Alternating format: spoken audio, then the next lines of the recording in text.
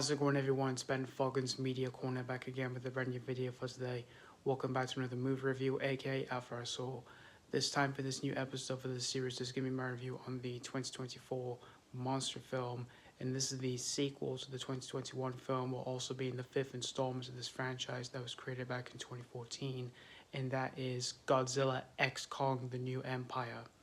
Now, this is directed once again by Wingard, who helmed the last film, and in this film we see the two ancient titans themselves, Godzilla and Kong, as they clash in an epic battle where, as the humans unravel their intertwined origins and connections to the Skull Island mysteries.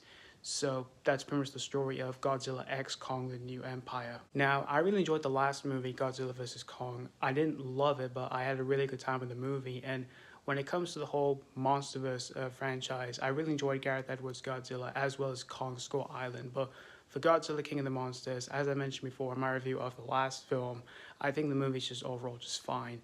But as for last year, for these two legendary monsters, Godzilla had a huge year last year for himself. Like, he had a huge movie last year that was a big hit with both critics and audiences, which was, of course, Godzilla -1. And I absolutely loved that movie. And of course, it made Oscar history for being the very first Godzilla film to win an Academy Award, in which it won for Best Visual Effects. But as for Kong, however, it wasn't really yet for himself, because he had a video game last year, which turned out to be an absolute failure.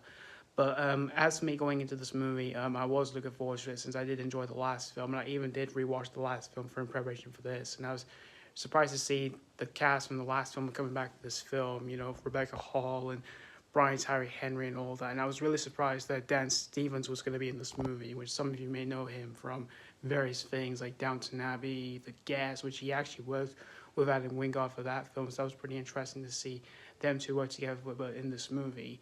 And you also may know him from the live-action Beauty and the Beast movie as well. And this film came out on the 29th of March, and I, of course, did see this film on opening day, and a really packed screening with a lot of audiences in the screen that I was in. And after watching this whole movie here, I wouldn't necessarily say this movie is as better than the last film, and I wouldn't necessarily say this is the worst in this franchise here. I just overall had a decent enough time, with this sequel here.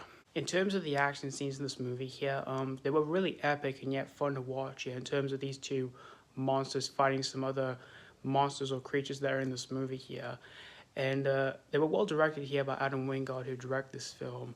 And as for the overall look at the film, it looks pretty nice where we see Hollow Earth. And when it comes to the visuals in the film, they were pretty impressive in terms of the monsters and the creatures that we see in this movie, as well as for when they get used in some of any epic action-packed moment in this movie here.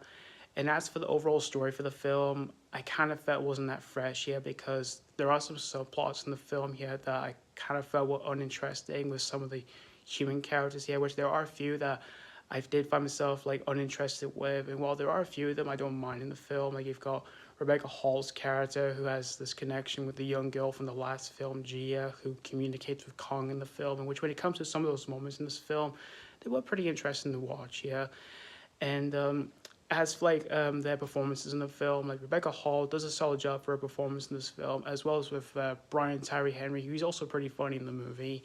And Dan Stevens, I also thought was pretty funny as well. And the young girl who plays Gia in the film, I thought she was also pretty good as well.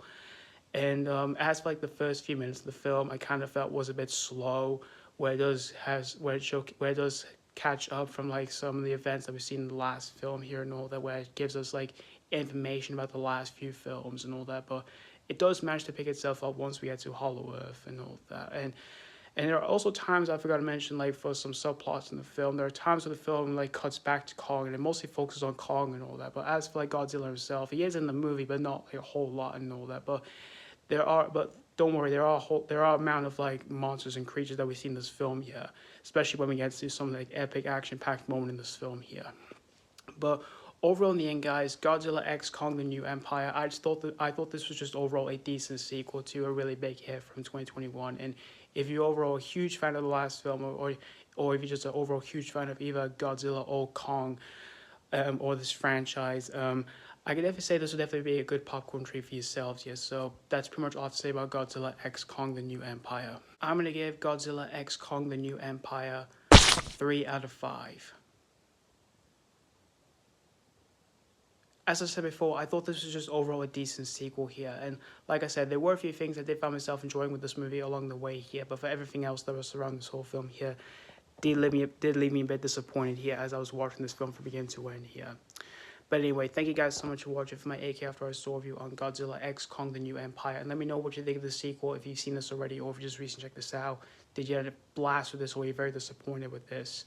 As always, thank you guys so much for watching, and this has been Falcon's Media Corner signing off.